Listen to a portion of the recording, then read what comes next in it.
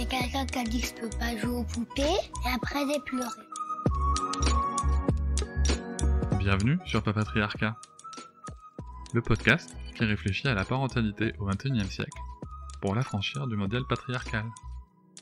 Dans cet épisode, je reçois Jenny Chamas. Elle est maman de 2 enfants, coach certifiée, fondatrice de Coachapi, diplômée de Sciences Po et de l'Institut français de la mode. Pendant 10 ans, elle a eu une belle carrière de management à l'international. Elle a franchi plusieurs étapes décisives. Démission suite à un burn-out, promotion successive et expatriation pour un poste dans un comité de direction. Aujourd'hui, et depuis plusieurs années, elle dirige son entreprise avec une formidable équipe de coachs et de collaboratrices, évoluant dans sa zone de génie, l'accompagnement des leaders. Grâce à son expérience professionnelle très riche, nous allons aborder différents sujets. Comment ça se passe aujourd'hui en entreprise pour les futures mères ? Comment est-ce qu'on peut travailler son organisation dans le privé comme dans le professionnel ? Est-ce qu'il existe un leadership féminin ? Et si oui, comment est-ce qu'il s'exprime ? Nous allons commencer tout de suite par une première question qui est pas si évidente que ça. Dans quelle mesure la maternité est un frein à l'ambition des femmes et des mères ? Je vous souhaite une très bonne écoute. J'adore cette question parce qu'on la pose jamais comme ça, mais en fait, le fait est que c'est bien de se dire les choses.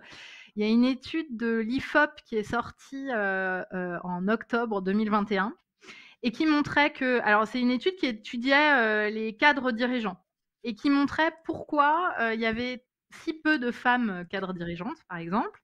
Et donc, le deuxième frein aux femmes pour évoluer dans leur carrière en tant que cadre dirigeant, c'est justement ce sentiment de sacrifier, d'avoir à sacrifier sa vie personnelle et donc sa maternité.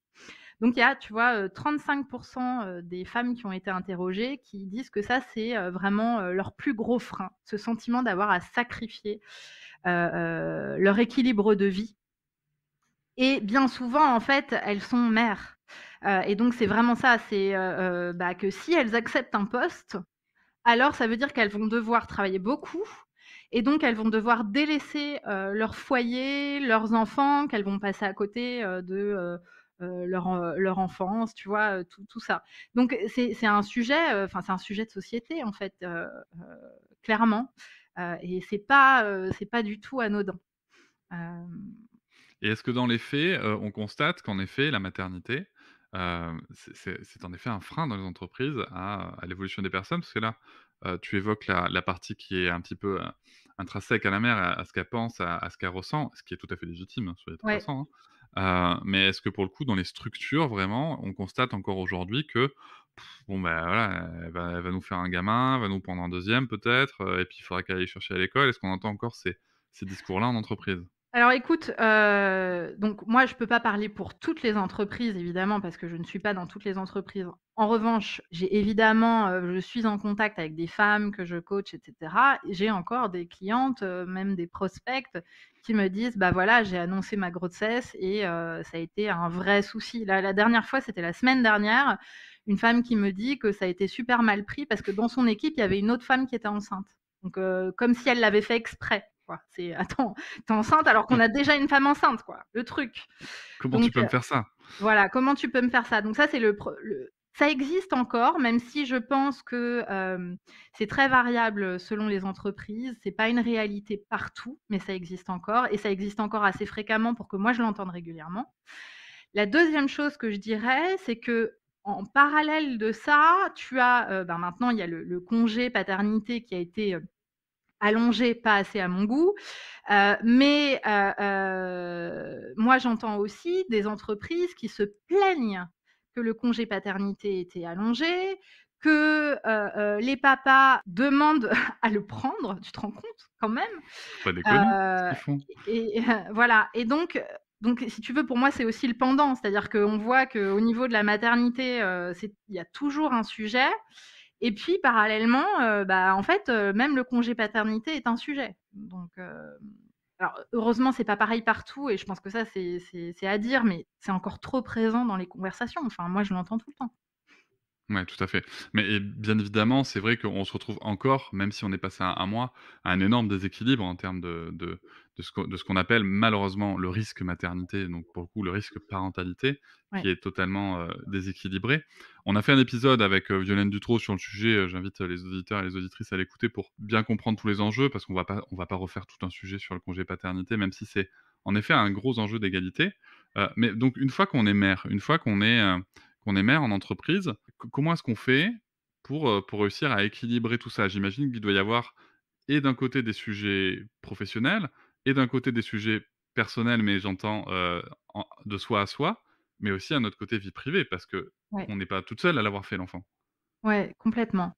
Il y a pas mal de choses et en fait, ça se joue à différents niveaux. Alors, moi, effectivement, ma spécialité, elle est d'abord de soi à soi. C'est-à-dire, d'être, consciente et conscient que, bah, la maternité et puis en plus la parentalité, mais là on parle des mères, la maternité, change quelqu'un dans le sens où, ben, déjà on a un petit être, qui devient, par la force des choses une priorité parce qu'il peut pas s'occuper de lui tout seul, en fait. Et que donc tant qu'on l'a pas vécu, c'est difficile d'envisager, ben, comment on va le vivre, émotionnellement, même de façon organisationnelle, dans le quotidien, même professionnel et donc il y a un temps de latence en fait où, on va apprendre à naviguer avec notre enfant et en fait, bah, le congé maternité, est presque trop court si tu veux. Ça suffit pas pour apprendre à naviguer. Il y a des personnes, chez qui ça va tout de suite très vite et puis d'autres, il faut quelques années pour se sentir vraiment, bien. Donc je pense que ça passe déjà par une super connaissance de soi et en fait, c'est une découverte, une redécouverte de soi. Qui suis-je en tant que maman? Je ne sais pas, en fait, qui je suis tant que j'ai pas été maman. On ne sait pas avant quelles vont être ses propres limites. On ne sait pas ce qu'on va découvrir de soi, donc c'est vraiment aussi, ah bah, accueillir que c'est une aventure émotionnelle, et de découverte de soi qui va, nous demander, du temps, de la compassion envers soi. Parce que, on a envie de tout savoir faire très bien et puis en fait c'est difficile, hein, d'accueillir un enfant au monde Oui, heu, donc voilà, il y a vraiment cet aspect-là intime en fait. Après il y a, bah, comment ça se joue avec, le deuxième parent. Quel est l'équilibre avec ce deuxième parent? Est-ce qu'il y a des discussions sur cet équilibre, sur le partage, de la charge, sur, voilà, sur les responsabilités de chacun, et en fait, là encore, il y a des inégalités frappantes parce que, il y a des personnes qui arrivent à discuter, puis d'autres, qui savent pas trop, discuter, demander et cetera. On a, des deuxièmes parents qui, vont s'investir pleinement, d'autres pas. Donc là, il y a un terrain aussi de découverte de l'autre, mais qui est cet autre parent qui se découvre aussi lui-même? Et puis après, il y a l'univers professionnel et dans l'univers professionnel, il y a 2 choses. Il y a la professionnelle qu'on est et donc tout ce qu'on s'impose comme, bah, en fait, si je suis, moi je parle beaucoup du syndrome de la bonne élève. Je veux être la bonne élève et donc je veux montrer que, même si j'ai un enfant, je suis quand même au top et donc, je peux pas partir avant telle heure et on se met des règles qui nous sont pas forcément imposées, mais que la société nous a quand même bien inculquées. Et puis ensuite, il y a l'entreprise. Est-ce que l'entreprise favorise la parentalité? Est-ce que l'entreprise a souhaité un joyeux congé maternité, a accueilli ces nouvelles avec, positivité? Est-ce qu'on parle de parentalité dans l'entreprise? Ou alors est-ce que c'est un vrai problème d'être un parent? Donc en fait, il y a tellement de facteurs qui jouent qu'effectivement, c'est très difficile de devenir mère et tout à coup de se dire: «Non mais moi je reste ambitieuse, ça ne change rien». Et j'y vais, je fonce. Parce qu'en fait, il y a pas mal d'ordre à remettre dans tous les pans de sa vie. tout à fait. Pour le coup, est-ce que tu penses que, alors, je vais séparer les sujets pour le coup. On a la partie vie privée avec le conjoint, la conjointe, en tout cas l'autre parent. Ça, c'est vrai que, beh, ça va dépendre, aussi beaucoup de l'autre parent et on ne peut que constater d'ailleurs une recrudescence des séparations dans les 12 premiers mois de l'enfant au niveau de la France. Je pense que ça en dit long sur, aussi sur l'évolution de la mentalité des femmes qui ont plus envie en fait d'avoir un grand gamin à s'occuper en plus Ouais. du petit. Donc là pour les hommes et les pères qui pourraient écouter, bah, les gars, on a quand même une grosse charge à prendre, mais finalement elles ont pas la main là-dessus. tant que ça? Tu veux dire les hommes n'ont pas la main ou les femmes Les n'ont mères, pas la main? pardon. Les mères n'ont pas la main. Les Les mères mères n'ont n'ont pas pas la la main, main. tu vois? Alors, je dirais, ben, on n'a pas la main sur, une autre personne que soi, sauf un bébé, inoffensif dont il faut s'occuper, d'accord? Mais oui, non, on n'a pas la main sur notre partenaire, en revanche, il y a quand même des choses qui se jouent à la fois dans la communication, c'est-à-dire, savoir dire ce que je veux et ce dont j'ai besoin quand la personne en face n'arrive pas à le voir ou ne veut pas le Mmh. voir. Tout à fait. Et puis il y a aussi, quel rôle on se donne et comment on investit le champ de, la maternité. On a tous entendu, et vraiment ici c'est sans jugement, mais je pense qu'il faut aussi, voilà, il faut aussi se dire, bah, il y a en gros, les papas, parce que souvent ce sont des papas qui foutent rien. Il y en a pas mal. Heureusement, loin de tous, mais il y en a. Et puis il y a aussi les mamans qui veulent pas, que le papa, change la couche parce que la couche est pas assez bien changée, donne à manger parce qu'il y en a partout, donc c'est très caricatural ce que je dis, mais en même temps, moi je coach beaucoup aussi là-dessus, c'est-à-dire, qu'est-ce que je suis prête à lâcher pour aussi, prendre soin de moi, en fait? Est-ce que je veux que tout soit fait exactement comme je veux que ce soit fait? Ou est-ce que je suis prête à lâcher que, bah, on aura chacun notre façon d'être parent et que ces façons-là seront différentes et que peut-être c'est pas si grave, que les fringues soient, à mettre à la machine à laver, finalement si, j'ai pas eu à donner à manger. Donc il y a vraiment les 2. Et puis, il y a donc dire ce qu'on veut, préparer aussi l'arrivée de l'enfant, c'est-à-dire en parler en amont, ne pas attendre le dernier moment, hem et puis aussi, bah, accepter que, 2 parents qui ont un enfant sont 2 personnes différentes et vont pas gérer les choses de la même façon. Je suis totalement d'accord avec toi et je voudrais même pousser la réflexion. Alors tu parles de parler avant l'arrivée de l'enfant. Moi, c'est quelque chose dont je parle régulièrement, le fait de faire un projet parental pour savoir comment on va s'organiser. Puis aussi même sur le sujet d'éducation, est-ce qu'on est d'accord, pas d'accord? Parce que des fois, il y a des grosses surprises et tu vois, juste pour revenir par rapport à l'exemple, que tu donnais de, donner à manger et puis il va en mettre partout et puis, peut-être, dire que c'est OK, bah, qu'il y aura des fringues à la machine ou il faudra nettoyer, mais en fait, moi, ce que j'ai envie de dire, c'est, bah, ouais, sauf que peut-être qu'on peut aussi dire au daron, «Tu vas donner à manger et puis si elle en met partout, c'est toi qui nettoies et puis c'est Ah toi oui, qui t'occupes de complètement. la lessive». Tu vois? On peut aller Ah vraiment non, au bout de l'idée, quoi. mais complètement, mais d'ailleurs moi dans ma tête c'était comme ça. C'est-à-dire, bah, en fait, OK, mais je veux dire chacun, peut aussi, quelque part, gérer les conséquences de ce qui s'est Exactement. passé. Mais pour moi ça va aussi est-ce que je suis prête à lâcher? Lâcher que peut-être, Ouais. il va falloir qu'à un moment je dise: «Non mais en fait tu fais le truc de A à Z, donc moi je vais pas passer derrière et nettoyer». Et lâcher sur le fait que, bah, moi, j'aurais mis le truc à la machine tout de suite, mais peut-être que Ah oui, lui, d'accord. il va prendre un peu de temps avant de le faire. OK. Et je dis pas que, enfin, je dis pas que c'est facile et je comprends les frustrations qu'on peut ressentir, mais en fait, c'est aussi ça composer, à 2 et à 3 quand il y a l'enfant et puis parfois à plus quand il y en a plusieurs. Ouais, puis tu Heu, vois, même sans aller dans ces, tu vois, par rapport à cet exemple-là de fait ou pas fait, je sais que moi, avec ma compagne, pour le coup, on avait 2 postes de change de la petite, tout simplement parce que déjà, moi, je suis 1,93 m et elle 1,67 m et que c'était pas pareil et puis aussi parce qu'en fait, on s'est aperçu qu'on rangeait pas les choses, de la même manière, tu vois, pour changer la petite et que, bah, c'est tout bête, mais il y a pas de meilleure façon de ranger le liniment à droite, à gauche ou quoi que l'autre. C'est mmh, juste qu'en fait, on a des réflexes qui sont différents, des automatismes qui se sont développés de manière différente et qu'à un moment, tu vois, il y a toujours, en fait, des points de compromis, des points de solution à trouver entre 2 personnes sur ces sujets-là. Hem, Ça, c'est la première dimension du sujet, que je voulais aborder et puis on a cette autre dimension qui est on finira par la partie, de soi à soi parce que là, il y a tellement de choses à dire. Hem, mais si pour la partie entreprise, est-ce que, voilà, comment est-ce qu'on peut faire? Est-ce qu'il faut en parler, dès l'entretien d'embauche peut-être? Est-ce que ce sont des sujets qu'il faut aborder? Est-ce que c'est une bonne idée, mauvaise idée? Est-ce qu'il faut être frontal? Comment est-ce que ça se passe un peu en entreprise, toi, avec ton expérience? alors,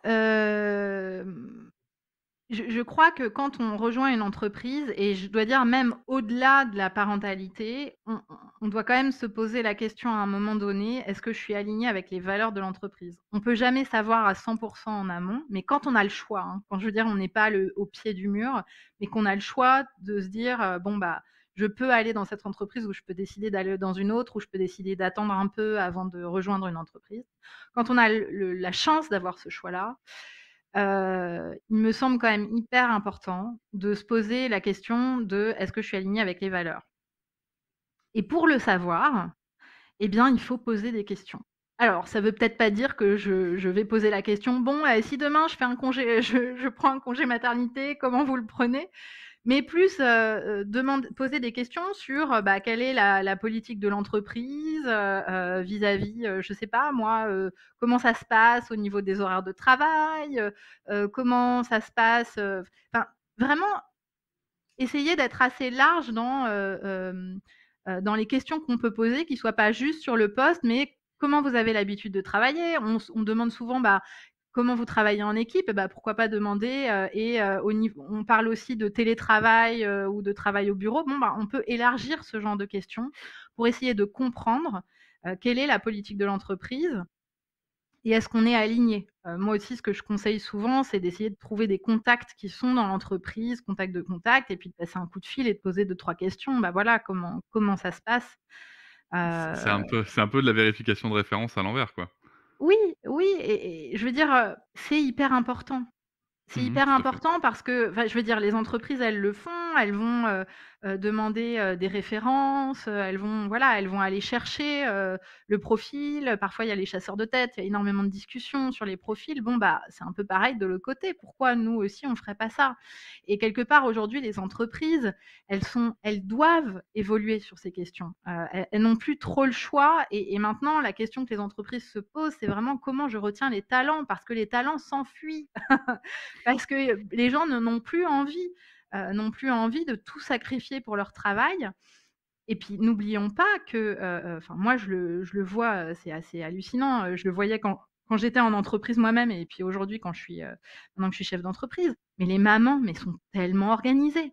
Elles arrivent à faire tellement de choses, mais tellement de choses en peu de temps. C'est-à-dire qu'en plus, ce sont souvent des salariés ultra efficaces parce qu'en fait, elles n'ont pas le temps de traîner à boire des cafés et cetera. Elles, si elles veulent que leur boulot soit super bien fait, sont obligées de s'organiser. Donc en plus, je veux dire, c'est vraiment quelque chose à valoriser, en vrai. Donc là, tu arrives pour le coup sur le sujet, de la troisième dimension qui va nous occuper le reste de l'épisode. C'est un petit peu de soi à soi aussi, c'est se rendre compte, hem, de ce qu'on est capable de produire en tant que femme, même si l'environnement enfin en tant que femme, en tant que mère, même si l'environnement ne nous le souligne pas forcément. Hem, comment ça s'exprime, selon toi, le «leadership au féminin» entre guillemets, dans une entreprise et puis peut-être même, dans des domaines plus larges? Parce que je pense aussi au milieu associatif où clairement on voit bien, dès qu'il faut, je vais faire un énorme cliché, mais pourtant c'est quelque chose que je constate, dans les clubs sportifs et dans d'autres associations. Quand il faut servir des coups au bar, il y a toujours du monde. Par contre, quand il faut gérer le stock et commander les produits, c'est toujours une femme qui s'en occupe. Mmh. En fait, être parent ne veut pas dire que, on ne sert plus à rien au boulot. Je sais pas pourquoi la société, s'est mis ça dans la tête, mais il faut revenir un petit peu en arrière et voir quel est l'héritage, hein, des mamans. Notre Mmh. héritage historique, social, qui, même est gravé dans nos cellules, hein, l'épigénétique a montré que comment on modifiait, comment on changeait à l'intérieur.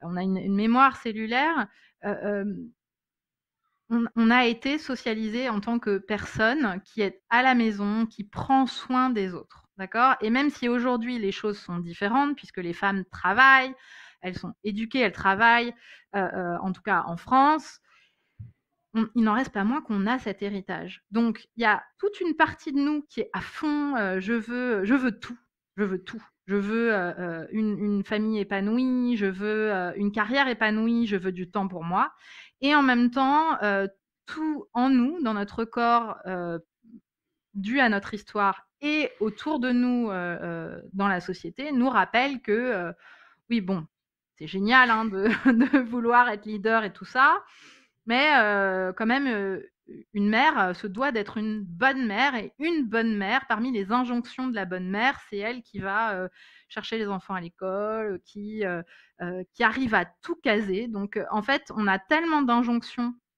quand on est maman, injonction d'être une parfaite mère qui ne correspond pas aux injonctions d'être une parfaite leader, qui ne correspond pas aux injonctions d'être une parfaite, épouse, ou partenaire, que c'est vraiment en fait, c'est très difficile à gérer. C'est un peu le casse-tête chinois dans sa tête. Bon, ben, qu'est-ce qu'on s'autorise? Comment on négocie avec soi-même pour essayer de cocher toutes les cases? Donc là, l'idée, c'est vraiment de comprendre qu'on est cet héritage et que cet héritage ne définit pas qui on est. On peut s'en affranchir, mais ça commence par en prendre conscience, en fait. Tout à fait, je peux que te rejoindre. La question qui me vient, c'est est-ce qu'on a vraiment besoin de cocher toutes les cases aussi, tu vois? Non, on n'a pas besoin de cocher non, on n'a pas besoin de cocher toutes les cases. Je crois qu'il y a différentes choses. Il y a déjà, on a différents moments de vie. Et on n'est pas obligé de cocher toutes les cases en même temps. C'est-à-dire qu'il se trouve que, ben, vers entre 30 et 35 ans, on se dit: «C'est un peu on est dans la fleur de l'âge, c'est un peu le moment où débarquent les loulous, on a des enfants», c'est aussi le moment où la carrière s'accélère et donc c'est aussi on se retrouve dans un truc où on essaye de cocher toutes les cases en même temps. Sauf que, sauf qu'en fait, déjà la carrière est bien plus longue que ça en réalité, hein, et puis elle risque de se rallonger un petit peu plus, avec, l'âge de la retraite. Ben, ce qu'on peut vivre avec des enfants en très bas âge va changer, très vite une fois qu'ils grandissent et on va avoir complètement l'impression de vivre autre chose donc je trouve qu'il y a un côté où il faut se rassurer que, le temps passe, mais aussi le temps aide enfin, on a différentes phases. Alors, il y a des phases, où on va être à fond dans sa carrière, d'autres, on va être à fond, dans investir sa maternité et puis des moments où ce sera possible de faire les 2 aussi bien qu'on l'aimerait en même temps et qu'il faut accepter que, voilà, ce soit jamais tout au beau fixe et que c'est un peu par phase, par vague, c'est un peu les 50-50 de la vie. Moi, je dis toujours, c'est 50 d'émotions positives et de kiff, quoi et 50 d'émotions négatives. En fait, on est tout le temps en 50-50, hein. Il y a jamais 100 de positif. Donc c'est accepter que, bah, la maternité, c'est aussi naviguer avec ça. Oui, tout à fait, puis en plus, il y a cette ambivalence, permanente de la maternité, de la parentalité où un jour on se sent un super parent et puis le jour d'après, pour une raison X ou Y et qui peut faire appel juste à notre histoire et notre culture personnelle, on se sent comme la dernière des merdes.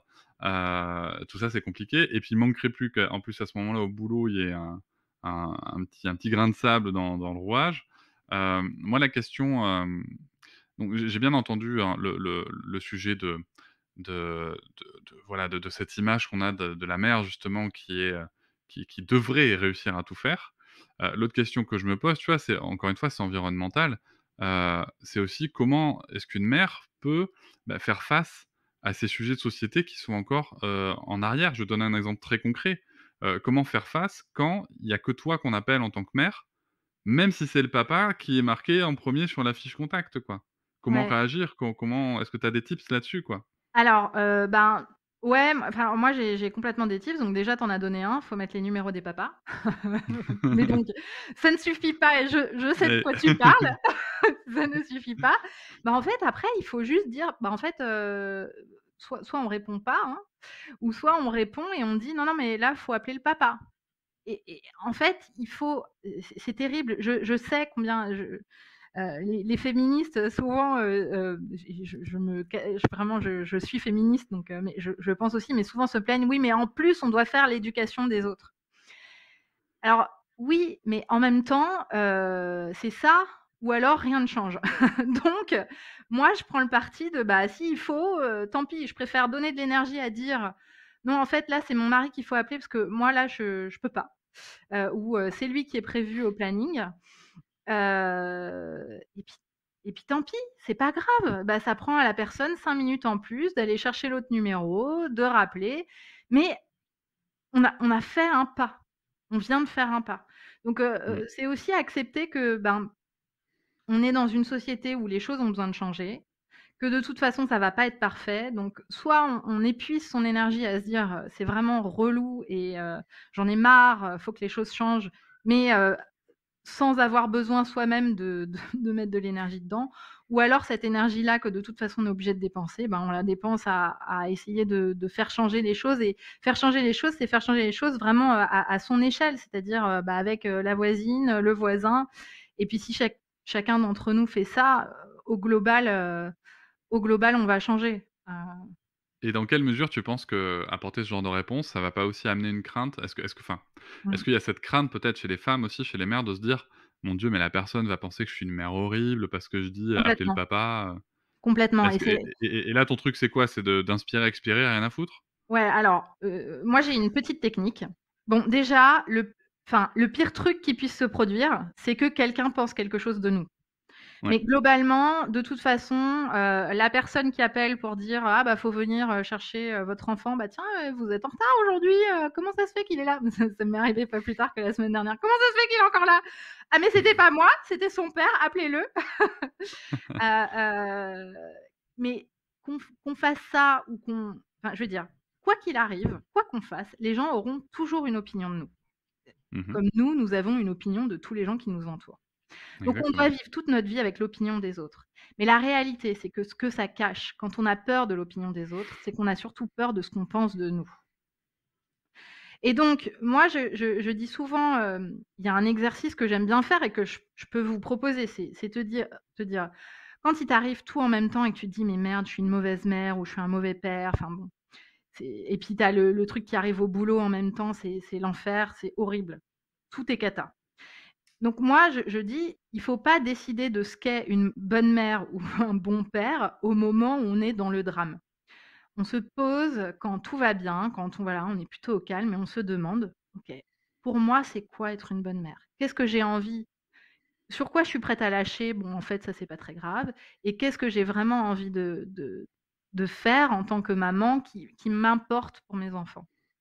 Et se dire: «Voilà, qu'est-ce que c'est?» Et essayer de tenir ça. Alors là, et l'idée, c'est pas d'écrire une image idéaliste, hein, mais de vraiment de décider d'un truc réaliste, et puis en sachant que ça va jamais être parfait. Et puis à chaque fois qu'on est dans le drame, revenir à, ce petit paragraphe où on s'est dit: «Être une bonne maman, c'est ça». Et bien souvent, quand on décide ça dans le calme, on se rend compte que franchement, dans la plupart des cas, on est la bonne maman qu'on voudrait être. Et puis, oui, bah, ça veut pas dire être une bonne maman que, on doit, avoir réponse à tout quand la secrétaire appelle, la secrétaire de l'école, et nous dit: «Mais vous avez oublié le goûter» ou, «Il a pas ses affaires de judo». Bon, est-ce que ça, c'était la définition d'être une bonne mère dans notre résumé? Ou est-ce qu'être une bonne mère, c'était, montrer, à mes enfants que je les aime, voilà, être à l'écoute, quand ils me racontent, l'histoire avec, de ce qui s'est passé dans la cour avec leurs copains? Et donc ça, c'est aussi redescendre d'un cran. Oui, les gens vont en penser ce qu'ils veulent, mais ce qui compte, c'est ce qu'on en pense nous. Qu'est-ce qu'on a envie d'en penser, en fait? Bon, bah, les enfants ont attendu leur père, c'est pas grave, ça a fait rire tout le monde. Lui, il est arrivé en courant. Moi, ça m'a fait rire parce que j'ai dit à la secrétaire qu'il fallait qu'elle appelle, le papa. La secrétaire, ça l'a fait rire parce qu'elle a dit: «Oh bah, dis donc, les papas, ils sont toujours en retard», alors que mon mari n'est jamais en retard. C'est vraiment le genre de truc qui ne lui arrive jamais. Mais bon, on s'en fiche, en fait. Finalement, les enfants allaient bien, quelqu'un est allé les chercher, c'est ça qui compte. Donc, c'est vraiment redescendre d'un cran en se disant que, tout ça ne définit pas le parent qu'on est.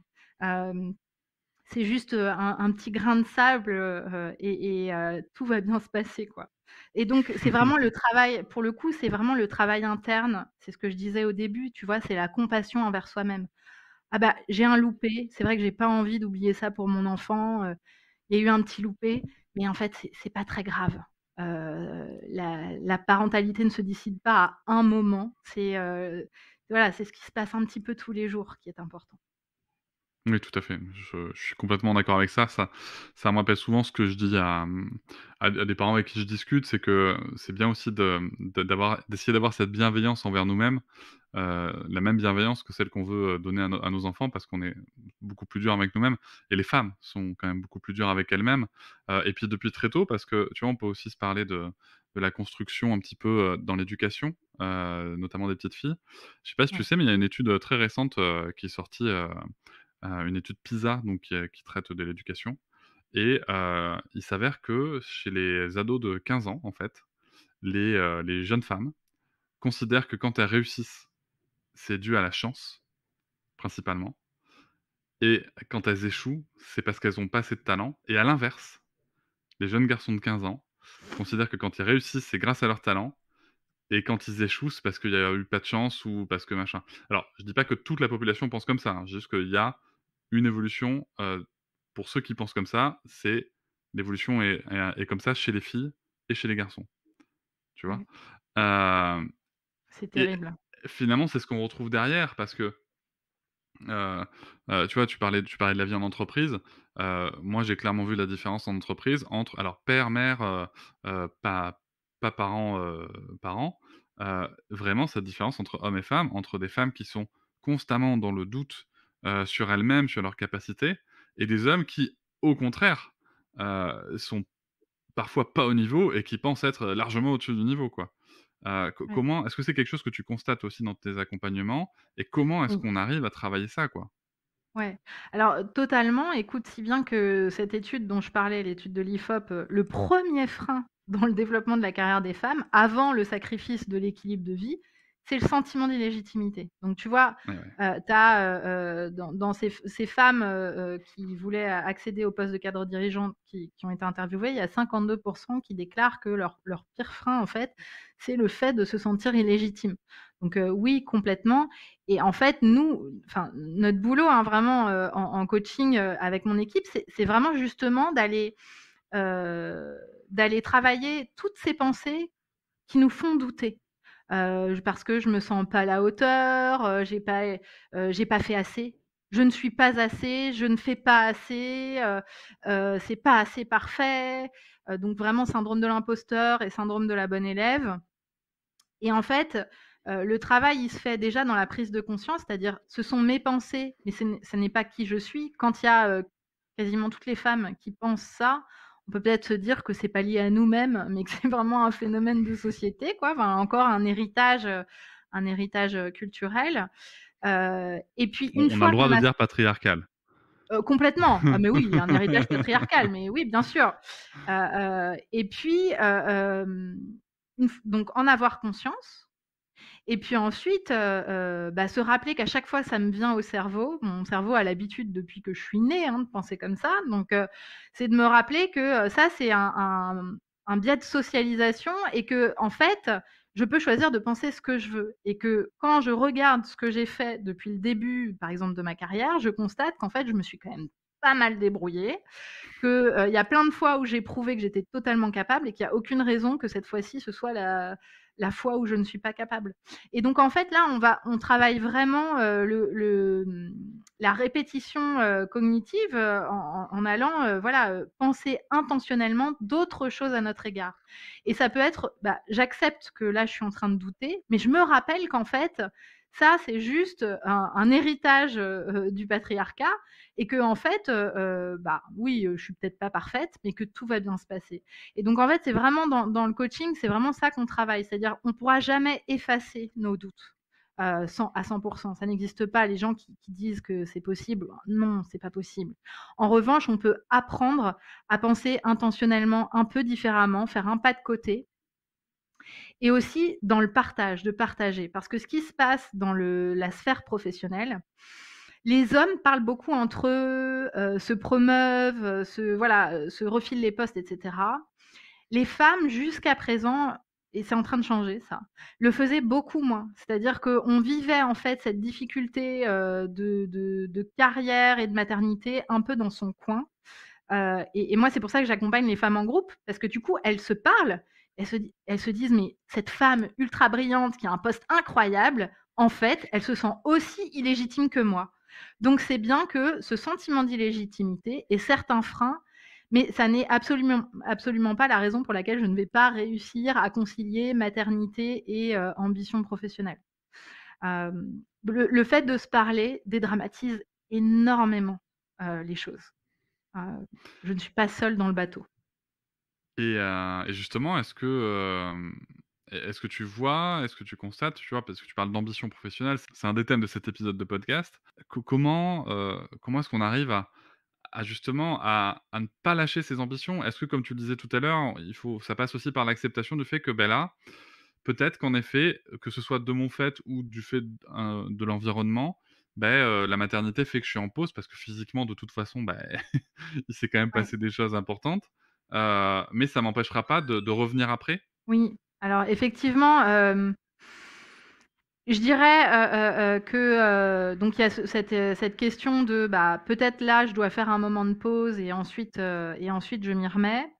Et puis il y a le côté, c'est accepter en fait, moi, j'entends souvent des femmes, parce que je parle de femmes leaders et je fais exprès de parler de leadership au féminin parce que, on pourrait interroger plein de femmes, elles n'oseraient jamais dire qu'elles sont leaders. Donc moi, j'ai plein de femmes au téléphone qui me disent: «Oui, mais en fait, je sais pas trop si moi, je pourrais faire ce programme parce que moi, je suis pas vraiment leader» et puis je creuse, elles me parlent de leur vie, je leur dis: «Mais en fait, pourquoi vous hésitez un seul instant à vous penser leader?» Hem, donc c'est quand on prend, à bras le corps, finalement les manettes et qu'on se dit qu'on est aux manettes, bah, ça veut dire qu'on a le droit de mettre pause et puis qu'on a le droit de mettre play plus tard. Et puis ça veut aussi dire que, on a le droit de changer d'avis aussi. On a le droit d'être hyper ambitieuse et de se dire, «Je veux faire ça, ça, ça dans ma carrière». Avoir un enfant et réaliser qu'en fait, ben, en fait, j'ai plus tant envie de ça que ça maintenant et je verrai comment ça évolue ou alors je change de voie ou je en fait, c'est s'autoriser à évoluer. On évolue dans la vie et la maternité fait énormément évoluer les choses et moi, j'ai constaté qu'il y a beaucoup des personnes que je coach qui me rejoignent après un congé maternité, que ce soit le premier ou le deuxième enfant et ça arrive parce qu'en fait, pendant le congé maternité, on fait une pause donc on ne travaille pas pendant quelques mois, c'est rare dans une carrière. Donc du coup, on a le temps de réfléchir et puis aussi on se redéfinit en tant que personne puisqu'on devient mère et tout ça, ça fait énormément réfléchir et ça nous fait évoluer. Donc c'est aussi se dire: «Ce que je trouve ambitieux aujourd'hui, peut-être que demain, mon ambition sera différente». Ça ne veut pas dire qu'elle sera moins bien, il y a pas d'échelle de valeur en fait, c'est pas un jugement. C'est juste essayer de trouver toujours l'alignement avec ce qui a du sens pour soi. Et Mmh. d'être honnête envers soi-même et cette honnêteté, elle est hyper importante et là où je veux en venir, c'est que j'ai beaucoup de femmes qui me disent: «Non mais moi je suis pas ambitieuse» et en fait, honnêtement, elles ne s'autorisent pas à vouloir ce qu'elles veulent vraiment ou à dire ce qu'elles veulent vraiment parce qu'elles ont le sentiment qu'elles doivent prendre la charge totale de la parentalité, qu'elles donc n'ont pas le droit, elles ne se donnent pas le droit d'investir le champ professionnel, alors qu'au fond, si elles s'en donnaient le droit, peut-être que leur choix serait un peu différent. Donc après, c'est vraiment aussi être honnête envers soi-même. Qu'est-ce que je veux vraiment en fait, pour moi?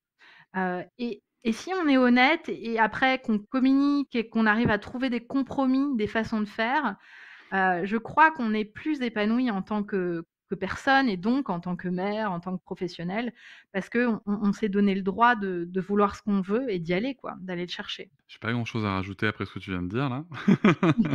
Non, mais c'est totalement ça, c'est totalement ça. Moi, en tant que thérapeute, je peux que, appuyer ton propos, hein, que c'est s'autoriser à être qui on est mais ça c'est vrai que ça demande aussi un travail de casser beaucoup de croyances limitantes, qu'on a eues au travers de notre éducation, au travers de la société, en tout cas de la façon dont nous avons évolué. J'ai une dernière question, enfin une avant-dernière question, c'est est-ce que tu notes, toi, heu, une différence de leadership. Je vais la reprendre. Est-ce que tu notes une différence vraiment, dans la façon dont s'exprime le leadership féminin par rapport au masculin? Sans faire de clichés, Ouais, sans faire de stéréotypes de genre, c'est juste qu'aujourd'hui, il y a quand même des façons de fonctionner qui sont différentes et qui s'expriment sûrement différemment dans le leadership. oui. Alors déjà, je dirais, avant de faire une différence entre les hommes et les femmes, je dirais plus une différence d'énergie féminine et d'énergie masculine, puisqu'on sait que ces 2 énergies sont en chacun de nous, hommes ou femmes. Et en tout cas, dans l'énergie féminine, qui est à ce stade aujourd'hui davantage investie par les femmes, il y a beaucoup de tout ce qui est lié finalement au care et aux soins des autres, donc beaucoup d'empathie. Ça vaut pas pour toutes les femmes leaders, mais ça vaut pour une bonne partie d'entre elles. Or, il se trouve que, il y a des études qui ont montré, hein, que les managers qui, manifestaient le plus d'empathie, les plus empathiques en général étaient ceux qui réussissaient le mieux à fédérer les équipes, donc qui obtenaient, les meilleurs résultats, hein, donc c'est quand même intéressant à noter. Et puis il y a, cet aspect de remise en question qui est positif et négatif. C'est-à-dire, une grande capacité à se remettre en question et donc à être agile et pouvoir, finalement innover, changer de voie et cetera parce que, on se remet en question. Mais il y a aussi le doute qui vient avec, dont on parlait tout à l'heure et donc, parfois, le temps, de décision qui est un peu plus long, et qui peut être un frein, parfois. Donc mais vraiment encore une fois, je parle d'énergie féminine et d'énergie masculine parce qu'il y a des hommes qui vont avoir cette énergie, féminine et aussi des femmes qui vont l'idée avec, une énergie masculine qui va être plus dans, au contraire la décision, parfois l'autorité, un leadership qui est plus autoritaire. Donc voilà, c'est vraiment les différences, que je note, mais ce que je trouve intéressant, c'est qu'on voit de plus en plus d'hommes leaders, aller dans l'énergie féminine, écrire des bouquins justement sur ça, le leadership plus collaboratif, comment co-créer et cetera. Et puis les femmes qui veulent développer leur leadership et qui ont déjà tout ce côté empathique et cetera, vont apprendre à, être un peu plus incisives, à s'affirmer davantage. Donc, on voit bien que c'est dans l'équilibre qu'est la réussite, en fait. Et c'est pour ça d'ailleurs que moi je prône la parité. C'est que l'idée, c'est vraiment, de créer un équilibre qui permette, plus d'innovation, qui permette aussi plus d'ouverture d'esprit, et qui est, au bénéfice, des entreprises, clairement. Ah tout à fait, moi je peux que te rejoindre là aussi puisque, pour l'avoir vécu personnellement, moi j'ai beaucoup connu ce que tu appelles l'énergie masculine et je l'ai maîtrisé. Et c'est quand j'étais confronté à l'énergie, féminine, en tout cas à un style de leadership, différent, plus dans l'empathie, plus dans l'écoute, et en effet avec des processus de décision qui sont certainement plus longs par moments, mais qui sont aussi bien souvent nécessaires et en fait j'ai pas vécu ça comme une transformation, mais plutôt vraiment comme une corde, de plus à mon arc, mais une sacrée corde, quoi. C'est qu'en plus quand ça vient d'un homme, c'est on s'y attend pas et de même, ce que j'ai pu observer quand ça vient d'une femme, hem, être capable comme ça d'être dans la décision rapide, par moments efficace et appelée aujourd'hui masculine, c'est vrai que ça c'est vraiment un gros plus, quoi, dans un parcours professionnel de réussir à entremêler tout ça. Qu'est-ce que tu aimerais dire toi aux mères là qui peuvent nous écouter, qui sont, soit, en pleine réflexion, qui sont en train de se dire: «Ma vie c'est comme ça, même si c'est pas celle que je veux, ma voilà, c'est comme ça, je maîtrise pas quoi». Mmh. Alors moi, je dirais que, il y a une partie qu'on maîtrise pas, c'est-à-dire ce qui est extérieur à nous, et on maîtrise pas les autres, on maîtrise pas, parfois nos circonstances de vie. Mais en revanche, on maîtrise, ce qu'il y a à l'intérieur, en tout cas en grande partie et et moi je suis persuadée que nos pensées créent notre réalité. Donc retourner en soi et se poser quand même la question: «Mais en fait, même étant donné les circonstances, qu'est-ce que je veux pour moi?» Et se dire que, il s'agit pas de gravir une montagne, mais de faire un petit pas chaque jour vers ce dont on a envie, et que, ça, c'est possible, quelles que soient les circonstances. Et donc jamais de partir vaincu, en fait. De continuer, à rêver, à imaginer, d'en parler autour de soi, de ce qu'on veut et parce que c'est déjà avancer vers ça. Et de savoir dans les moments difficiles que, ce sont des passages et que, après les moments difficiles, il y a des meilleurs jours et donc voilà, accepter aussi que c'est le cycle de la vie et que, tout se résout pas en un jour, mais qu'en fait, finalement, il faut quand même continuer à aller vers ce qu'on veut, même si c'est à tout petits pas, quoi. Bah, merci pour tous ces conseils, Jenny. Pour finir, est-ce que tu as un petit outil, quelque chose que tu peux mettre à disposition pour nos auditrices, nos auditeurs, sur le sujet? Ouais, complètement. Bah, merci à toi, Cédric et écoute, oui, avec joie. En fait, j'aimerais partager, un guide que mon équipe et moi on a créé qui est vraiment fait pour, les femmes, il s'appelle «Femmes et leaders d'exception, les 10 compétences pour réussir sans s'épuiser». Alors je sais que les mamans veulent réussir sans s'épuiser parce qu'on a tellement de choses à faire que voilà et c'est un guide dans lequel on a mis, plein de conseils hyper pragmatiques et des exercices. Donc voilà, il est totalement gratuit. Vous pourrez le retrouver, bah, sur le lien qu'on va te donner, Cédric et puis aussi sur mon site, jennychamas.com. Très bien, bah, je le mettrai en description du podcast, donc à retrouver juste dans la description, ça sera un lien cliquable et puis n'hésitez pas à le retrouver sur le site et sur les réseaux sociaux de Jenny. Merci beaucoup, Jenny. Merci Cédric. Je vous remercie de m'avoir écouté. Je vous invite à vous abonner et nous pouvons aussi nous retrouver sur Facebook, Instagram et sur le blog papatriarca.fr. À bientôt.